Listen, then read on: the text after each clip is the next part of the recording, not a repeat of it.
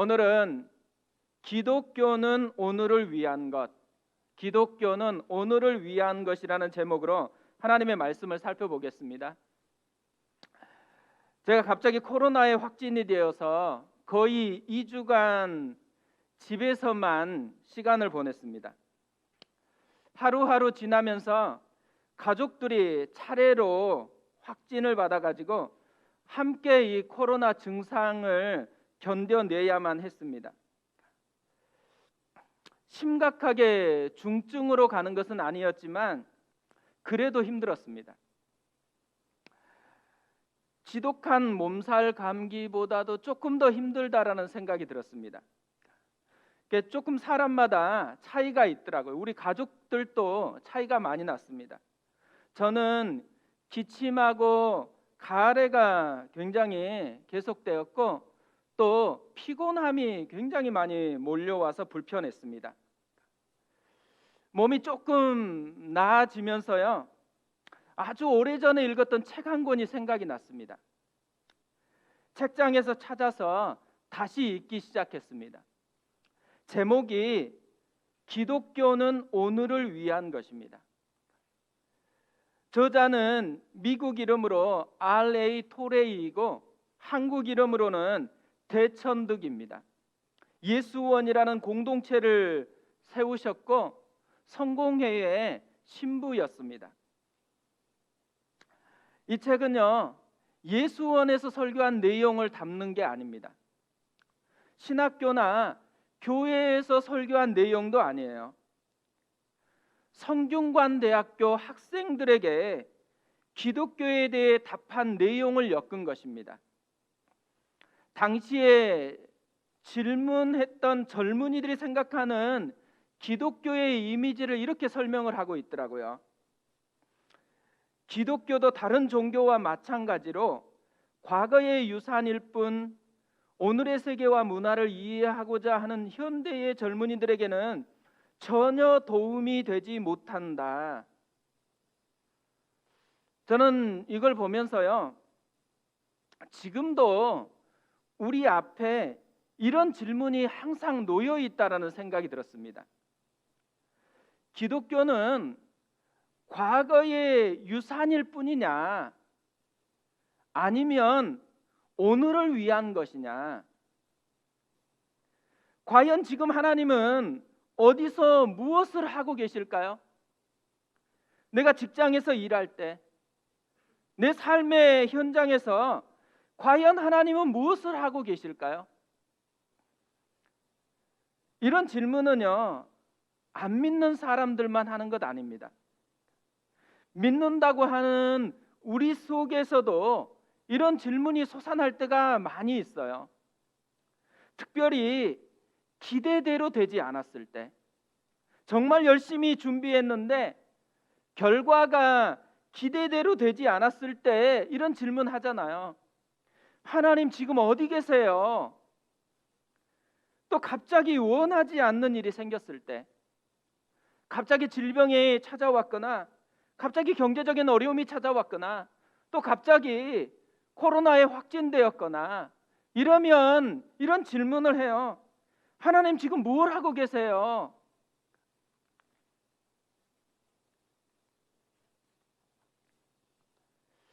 이런 질문을 하는 젊은이들에게 대천덕 신부님이 하신 답이 이것이에요. 기독교는 오늘을 위한 것.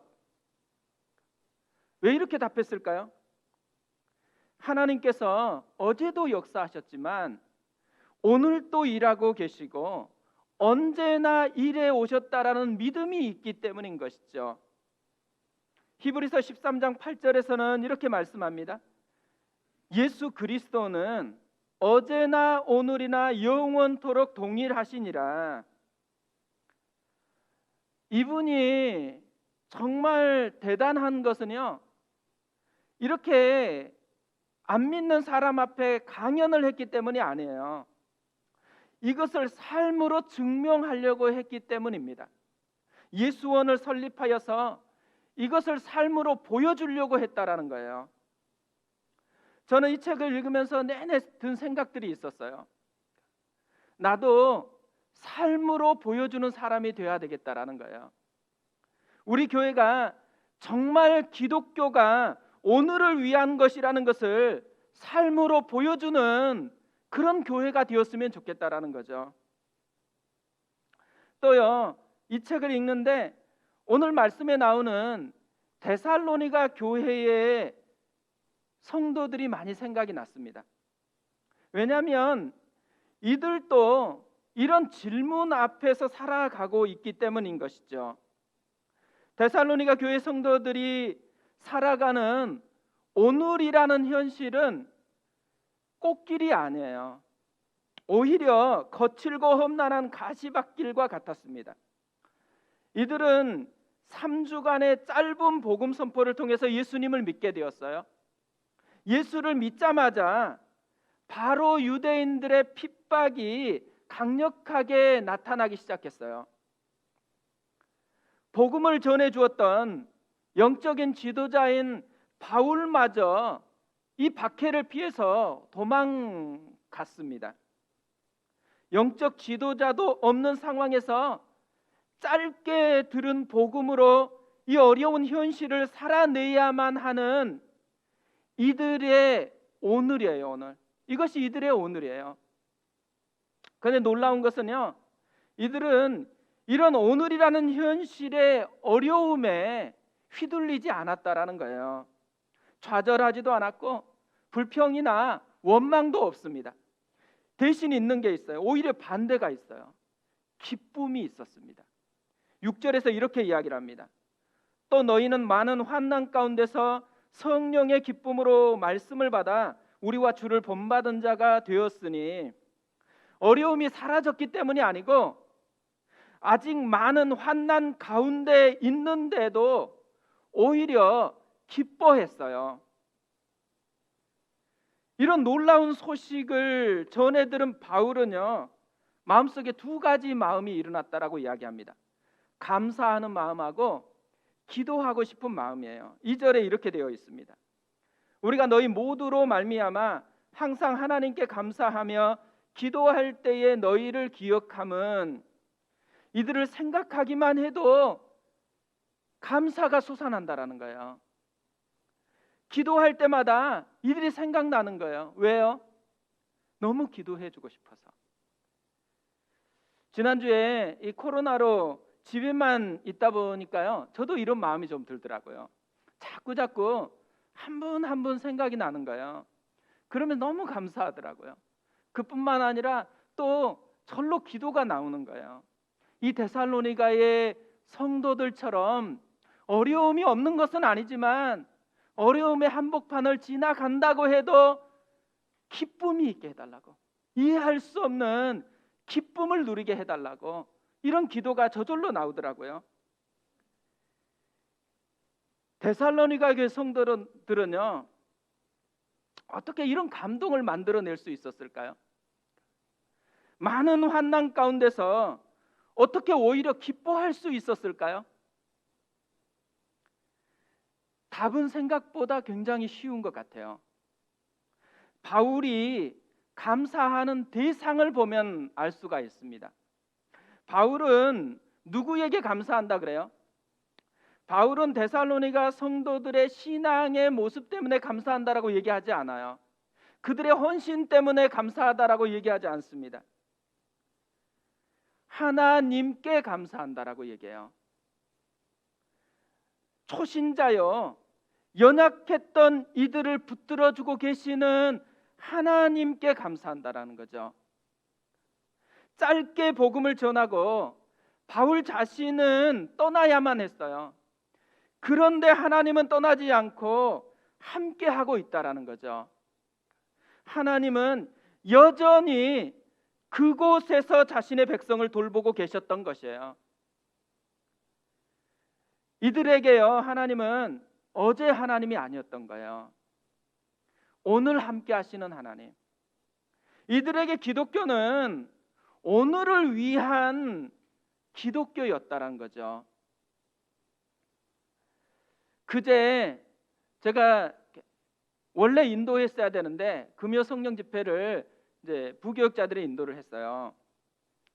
저는 집에서 기도하는데 이사야 6장 말씀이 다시 생각이 나는 거예요. 우시야 왕이 죽었을 때 이스라엘의 앞날은 점점 더 어두워졌어요. 이사야는 이런 어두운 현실이 점점 두려워지기 시작했어요. 현실의 어려움이 고스란히 자신에게 압박감으로 다가오기 시작했어요. 현실의 어려움에 압도당하기 시작했다라는 거죠. 그래서 기도하기 위해서 성전에 왔는데 하나님이 주신 답이 있었어요. 무엇이었을까요? 하나님을 보여주신 것이에요. 지금도 역사를 다스리시는 왕이신 하나님을 보여주신 것이었습니다. 뭘 얘기하고 있는 거예요? 현실의 어려움에 압도되는 삶이 아니라 하나님께 압도되는 삶을 원하신다라는 거죠. 하나님께서 왜 저에게 이런 생각을 하게 했을까요? 깨달으라는 거잖아요. 비록 코로나 한가운데 있지만 코로나에 압도되지 말고 지금도 여전히 다스리고 계시는 하나님께 압도되라는 것이죠. 데살로니가 교회가 그랬던 것처럼, 이사야가 그랬던 것처럼 기독교는 오늘을 위한 것이라는 이 사실을 맛보라는 것입니다. 데살로니가 교회가 현실의 어려움이 아니고 하나님께 압도되었을 때 무슨 일이 일어났을까요? 세 가지의 열매가 나타났다라고 얘기합니다. 3절에 이렇게 되어 있습니다. 너의 믿음의 역사와 사랑의 수고와 우리 주 예수 그리스도에 대한 소망의 인내를 우리 하나님 아버지 앞에서 끊임없이 기억함이니. 오늘 이걸 좀 살펴보려고 하는데요, 하나님께 압도되었을 때 첫 번째로 나타난 열매, 믿음의 역사입니다. 믿음의 역사는 믿음으로 말미암은 역사라는 거예요. 믿음이 일으키는 역사라는 말이에요. 뭘 우리에게 알려주는 거예요? 믿는다라고 말하는데도 아무런 변화가 나타나지 않는 그런 모습이 아니라는 거죠. 이들에게는 믿음이 일으키는 변화가 나타났다라는 거예요. 먼저 이들에게는요, 믿음이 일으키는 신분의 변화가 나타났습니다. 1절에 이렇게 되어 있어요. 바울과 실로아너와 디모데는 하나님 아버지와 주 예수 그리스도 안에 있는 데살로니가인의 교회에 편지하노니 은혜와 평강이 너희에게 있을지어다. 바울이 지금 데살로니가인의 교회를 어떻게 묘사해요? 하나님 아버지와 주 예수 그리스도 안에 있는 데살로니가인의 교회. 뭘 보여주는 거예요? 믿음이 이들의 신분을 바꿔 놓았다라는 거죠. 하나님이 아버지가 되고 이들은 하나님의 자녀가 되었다라는 거예요. 그뿐만 아니죠. 예수 그리스도가 주님이고 왕이 되고 이전에는 세상의 종이었던 이들이 이제는 그분의 종과 그분의 백성이 되었다라는 말이죠. 요한복음 1장 12절에서는 이렇게 말씀합니다. 영접하는 자 곧 그 이름을 믿는 자들에게는 하나님의 자녀가 되는 권세를 주셨으니, 믿음은 이렇게 신분을 바꿔 놓는다라는 거예요. 또요, 이들에게는 믿음이 일으키는 삶의 변화가 나타납니다. 9절에 이렇게 되어 있습니다. 그들이 우리에 대하여 스스로 말하기를 우리가 어떻게 너희 가운데 들어갔는지와 너희가 어떻게 우상을 버리고 하나님께로 돌아와서 살아계시고 참되신 하나님을 섬기는지와. 원래 이들이요, 우상 숭배자였다라는 거예요. 그런데 이들이 우상을 버리고 하나님께로 돌아와서 하나님을 섬기는 자가 되도록 삶을 바꿔 놓았다라는 거죠. 그뿐 아니에요. 이들에게 나타나는 또 하나의 특징, 믿음은 현실에 대한 반응을 바꿔 놓는다라는 거예요. 6절에 이렇게 되어 있어요. 또 너희는 많은 환난 가운데서 성령의 기쁨으로 말미암아 우리와 주를 본받은 자가 되었으니. 원래 잘 나가다가 어려움을 겪으면 우리 속에 일어나는 반응들이 어때요? 원망과 불평이죠. 우리는 어렵다가 잘 돼야지만 기뻐할 수 있다라는 이런 생각을 많이 갖잖아요. 근데 지금 이들은요, 어려움이 사라진 게 아니에요. 어려움의 한복판에 있어요. 근데 이들의 반응이 뭐예요? 기쁨이에요, 기쁨. 다르게 반응하고 있는 것이죠. 왜 이렇게 다르게 반응할 수가 있을까요? 하나님이 진짜 아버지시니까. 상황이 자기를 다스리는 게 아니고 예수님이 자기를 다스리는 주님이요 왕이시니까 그런 거죠. 믿음은요, 자신이나 상황에 반응하는 게 아니에요. 하나님께 반응하는 것이죠. 올 한 해 우리 안에 이런 믿음의 역사가 일어났으면 좋겠습니다. 두 번째로요, 하나님께 압도될 때 나타났다는 열매, 사랑의 수고입니다. 사랑으로 말미암은 수고이고 사랑에 의해서 촉진된 수고라는 말이에요. 데살로니가전서 4장 9절에 이렇게 말씀을 합니다. 형제 사랑에 관하여는 너희에게 쓸 것이 없음은 너희들 자신이 하나님의 가르치심을 받아 서로 사랑함이라. 이들은 말로만이 아니고 진짜 찐 사랑을 했다라는 거죠. 그래서 사랑에 수고가 있다라고 얘기하는 거예요. 여기서 수고라는 단어는 그냥 노동이 아니더라고요. 녹초가 될 정도로 고된 일을 의미하는 말이래요. 사랑은 아가페라는 말이죠. 자격이 없는 죄인을 향해 베푸시는 하나님의 무조건적인 사랑 때문에 나타나는 그 사랑을 지금 하고 있다라는 거예요. 뭘 우리에게 얘기해 주는 거예요? 자신을 위해서 목숨을 내어주신 예수 그리스도, 아들을 내어주신 하나님의 깊은 사랑을 깨닫게 되어지면서 이들도 기꺼이 자신을 희생하는 수고를 하게 되었다라는 말이죠. 수고가 먼저가 아니라는 말이에요. 사랑, 그 사랑을 누리니까 수고가 자연스럽게 흘러나왔다라는 말이죠. 저는 이 사랑의 수고를 묵상하는데요, 우리 교회에서 진행되는 목적 헌금이 생각이 났어요. 우리 교회는 목적 헌금이라는 좀 독특한 헌금이 있거든요. 목적 헌금하고 받을 사람의 이름을 써서 헌금을 하면 전액을 하나님의 이름으로 대신 전해주는 것입니다. 작년에도요, 많은 분들이 이 목적 헌금에 참여를 하셨어요. 왜 목적 헌금을 하는 것일까요? 물론 긍휼한 마음이 들어서 하는 거겠죠. 그래서 제가 오늘 말씀을 묵상하다가요, 그 이상의 의미가 있다라는 것을 깨달았어요. 우리가 목적 헌금을 하는 이유, 진짜 중요한 이유는 하나님의 사랑을 내 것으로 느끼기 때문에 그런 것이죠. 어떻게 보면 목적 헌금은 사랑 헌금이에요. 사랑 깨달은 헌금이에요. 사랑을 누리고 있다라는 것을 증명하는 그런 헌금인 것이죠.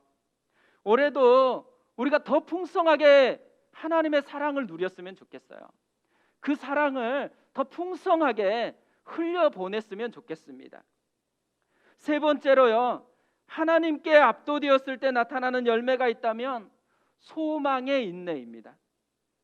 이들의 현실은 어려웠지만 이들에게는 인내가 있었어요. 왜냐하면 소망이 있었기 때문에 그런 거죠. 어떤 분은 오늘 말씀을 해석하면서 이렇게 설명을 하더라고요. 믿음은 과거에 의존하고 사랑은 지금 역사하며 소망은 미래를 내다본다. 되게 멋진 표현 같잖아요. 근데 저는 되게 아쉽더라고요, 이 표현이. 왜냐하면 소망을 미래에 해당하는 것으로 제한해서 취급한다는 생각이 들어서 그래요. 바울은요, 소망을 이렇게 표현하고 있어요. 우리 주 예수 그리스도에 대한 소망. 뭘 얘기하는 것일까요? 이거는요, 지금과 미래가 동시에 담긴 소망이라는 말이에요. 역사의 주인이신 그리스도께서 지금 다스리면서 반드시 미래에 완성하실 소망이라는 말이죠. 이들은 미래에 완성될 하나님의 나라에 대한 소망뿐만 아니라 동시에 지금도 다스리시는 주님을 바라보면서 인내하고 있다라는 것이에요. 저는 히든 피겨스라는 영화를 보면서요, 인내라는 이 말의 의미를 새롭게 깨달은 적이 있거든요. 히든 피겨스라는 영화 혹시 보셨어요? 근데 많이 안 보신 것 같은데 한번 보세요. 굉장히 좋은 영화예요. 1960년대 미국, 철저하게 흑인을 무시하던 때에 소련과 우주 경쟁을 하던 나사에서 일어난 실화를 그린 영화거든요. 3명의 흑인 여성이 나와요. 수학자 캐서린 존슨, 나사 최초의 흑인 여성 책임자 도로시 본, 나사 최초의 흑인 여성 엔지니어 메리 잭슨입니다. 이들은요, 흑인이라는 단 한 가지 이유 때문에 철저하게 무시를 당해요. 그렇다고 이들이 자기를 무시한다고 그냥 참고 막연하게 기다린 게 아니더라고요. 적극적으로 준비하면서 도전을 해요. 결국에는 변화를 만들어냅니다. 이 영화에 정말 인상 깊은 장면이 많은데요, 저는 이 장면이 굉장히 마음에 다가왔습니다. 메리 잭슨이 나사의 엔지니어가 되기 위해서요, 백인들만 입학 가능한 고등학교 수업을 들어야만 했기 때문에 판사에게 청혼을 해서 대화하는 장면이에요. 판사가 흑인 여성이 백인 학교에는 왜 가려고 하냐라는 질문을 하자 이렇게 답을 시작을 합니다. 판사님은 가문 최초로 군에서 복무하셨습니다. 해군에서. 대학도 최초로 들어가셨죠. 조지 메이슨 대학. 그리고 주지자 3명이 연속 재임명한 최초의 주 판사십니다. 뭘 강조해요? 최초를 강조를 해요. 그리고 이렇게 대답을 마무리합니다.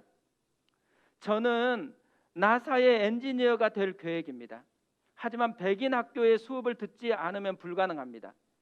그렇다고 피부색을 바꿀 수도 없죠. 그래서 어쩔 수 없이 최초가 돼야 하지만 판사님 없이는 불가능하죠. 판사님, 오늘 보시는 많은 재판 중에 100년 뒤 기억될 재판은 뭘까요? 어떤 판결이 판사님을 최초로 만들까요? 우리에게 뭘 보여주고 있는 것이에요? 그녀는 그냥 기다리고 있는 게 아니라는 말이에요. 소망을 가지고, 꿈을 가지고 철저하게 대비하고 도전하고 있다라는 거죠. 이것이 인내라는 말이에요. 인내. 많은 그리스도인들은요, 인내를 그냥 참고 견디는 것 정도로만 생각합니다. 하지만 인내는요, 막연히 참고 기다리는 게 아니라는 말이 그 이상의 의미가 있다라는 거예요. 소망을 가지고 철저하게 대비하고 도전하는 것, 이것이 인내라는 말이에요. 데살로니가 교회 성도들은 정말로 찐 초신자였어요. 짧은 기간 복음을 들은 사람들이었어요. 그런데 아는 것이 짧다고 핑계대지 않았습니다. 이들의 환경은 환난 속이었어요. 그렇다고 이들은 환경이 어렵다고 핑계대지 않았어요. 대신 이들은 복음에 반응했어요. 환경이 아니라 그들이 믿는 하나님께 반응을 했어요. 이들이 우리에게 도전하고 있는 게 있다라는 거예요. 뭘 도전하고 있을까요? 자꾸 핑계대지 말라는 것이에요. 못하겠다고, 지금은 때가 아니라고. 더 이상 현실의 어려움을 방패로 삼지 말고 하나님을 방패로 삼아서 이제부터 도전을 좀 해보라는 거예요. 우리가 지금 살아가고 있는 오늘이라는 현실은 하나님이 다스리는 세계이기 때문에 그분을 붙잡고 도전해 보라는 거예요. 저는 오늘 말씀을 준비하다가요, 물 위를 걷는 자라는 찬양이 생각이 났습니다. 가사가 이래요. 주님 나를 부르시니 두려움 없이 배에서 나아가리라. 주님 나를 부르시니 주님 내게 오라시니 주님 보고 계시기에 의심치 않고 바다를 걸어가리라. 주님 보고 계시기에, 주님 여기 계시기에, 주님 여기 계시기에 이 깊은 바다가 반석이 되고, 주님 여기 계시기에 반석 위를 내가 걸어가리라. 주님 여기 계시기에 저 거친 파도가 반석이 되고, 주님 여기 계시기에 반석 위를 내가 걷습니다. 초점이 어디 있어요? 바다가 아니에요. 주님이죠. 파도가 아니에요. 주님입니다. 주님 보고 계시기에, 주님 여기 계시기에 도전해 보라는 거예요. 주님이 계시니까 그 주님을 붙들고 멋지게 살아보라는 것이죠. 오늘 말씀을 기독교는 오늘을 위한 것이라는 책에 보면 대천덕 신부님의 아내인 현재인 사모님의 글이 나와요. 그 글을 읽어드리는 것으로 마무리하려고 합니다. 이렇게 시작됩니다. 그는 예수원이라는 실험실에서 기독교를 삶으로 살아내고자 했습니다. 하나님은 실제로 살아계시며 예수 그리스도의 구원은 어느 시대든, 특히 적들이 사방에서 일하는 이 시대에도 모든 문제의 해결임을 말로만 아니라 삶으로 증명해내고 싶었던 것입니다. 그는 예수원이 37년째 되는 해까지 살았는데, 우리는 하나님이 현재도 우리와 함께 계셔서 우리의 필요와 관심을 다하시며 우리가 일하지 못할 때도 일하시는 분임을 거듭거듭 깨달았습니다. 참으로 기독교는 현재를 위한 것입니다. 우리도 오늘이라는 이 삶을 실험실로 바꿨으면 좋겠습니다. 삶으로 하나님이 지금 나와 함께 하심을 보여주었으면 좋겠어요. 기독교는 오늘을 위한 것이라는 이 사실을 삶으로 우리 자녀들에게 보여주었으면 좋겠습니다. 우리 그 마음으로 같이 찬양하고 기도하겠습니다.